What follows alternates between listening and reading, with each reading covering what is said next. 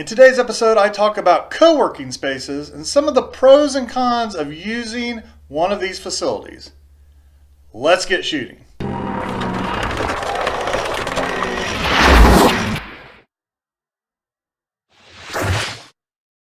Hi, thank you for joining me for today's episode of The Intersection. It is Monday, March the 18th. I hope everyone had a safe and happy St. Patrick's Day yesterday.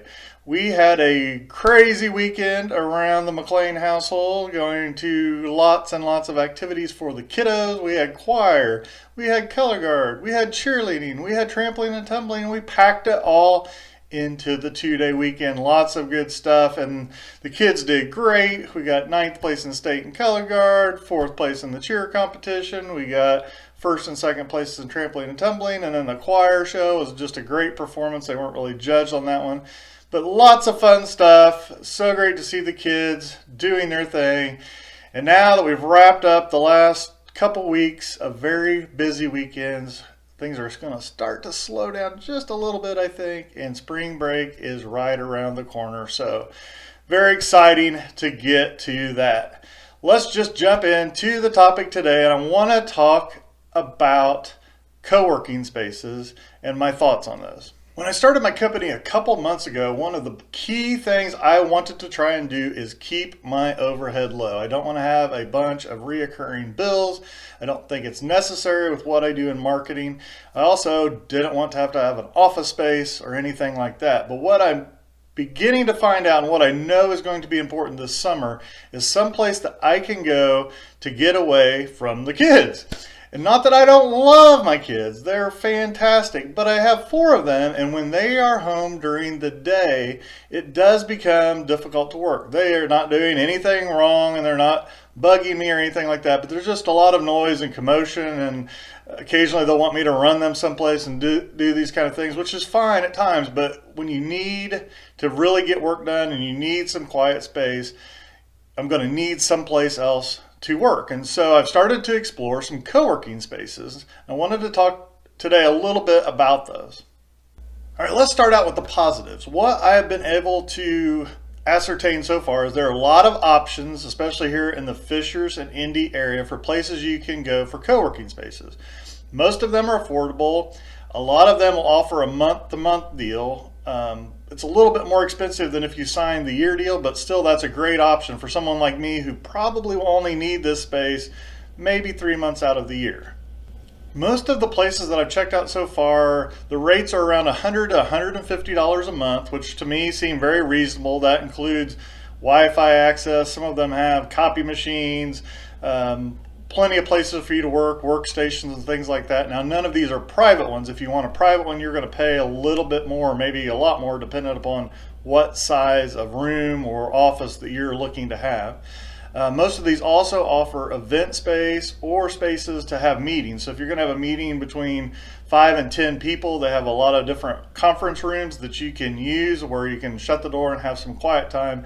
And most of them are free as well. You just need to make sure you schedule them in advance so you have plenty of advance notice to make sure that you have space for your meeting. Another big perk that they like to talk about, a lot of these places, that they do offer coffee or locally sourced coffee. To me, that is really irrelevant because I do not like coffee one bit, so that's not really a perk. But for some of you out there who are looking at some place like this, that is something that some of them offer for free. Some of them it's an upcharge, or you can pay per drink, but it's right there on site, so you don't have to go to Starbucks or wherever to do it. But again, to me, that's not necessarily a benefit to being at a place like that when I do not like to drink coffee one bit. Now, if they had a wine bar, that'd be a different story, but then I'd probably never get any work done. If you become a member of one of these co-working places, there's also benefits, like it's open 24 hours a day, 7 days a week in most cases. So if in the evening you needed to get away, maybe again it's noisy at the house or whatever, you can go do that. On the weekends, it'd be great to go in and have some quiet space to work. A lot of them also offer mail services. So if you're someone who doesn't want to get your business mail sent to your home address, you could have it sent there. Again, I think in some of the cases that's an additional fee. Another big benefit I see as well would be the potential to network with other entrepreneurs who are also in the space. So you might be able to collaborate with them, you might be able to share leads. So there's a lot of good potential for that as well. So a lot of positives, and it's probably something that I am going to try this summer. Now, that being said, you do have to evaluate, do you want to spend the money for a space like that when you could probably go to some coffee shops and get a similar experience? You would have the free Wi-Fi, you probably could get meeting space. At a lot of places now they're offering that as well. Now, it may not be as readily available as at some place that's set up specifically for co-working.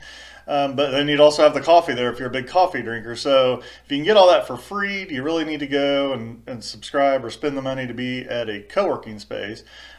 In my case, I would think yes, because I think a lot of those coffee houses are noisy and there's a lot of people in there that are also doing the same thing you're doing, having meetings and talking and all that. But you need to weigh those pros and cons.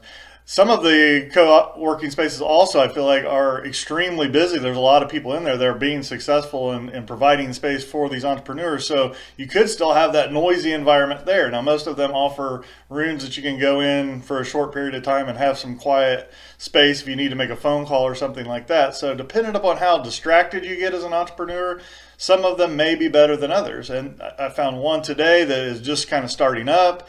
There's not a lot of people in there. It was extremely quiet, but now you're losing out on the advantage of the networking opportunities that may come along with one that's busier. So there's a lot of pros and cons and things you need to weigh if you're considering moving into one of these co-working spaces, or at least trying them out. Now, for the next couple of months, I'm going to visit a few more of these places before I make my final decision. So I will do another episode at that time to tell you about what swayed me one way or the other and which one I picked to use for the summer. And then once that rolls around, I'll do another episode on how things are going working out of a co-working space as opposed to the home office. If you're an entrepreneur and you work out of your house, or you've tried one of these co-working spaces and you have recommendations for me or ideas on how to be more productive and whether one's better than the other, I'd love to hear about them. Feel free to just leave me a comment below, whether you're on Facebook or YouTube or however you want to do it, and I will read them all. And now I'll leave you with the quote I say every single day: you miss 100% of the shots you don't take. Oh, so the streak. But I'm going to keep on shooting. So should you. Have a great day.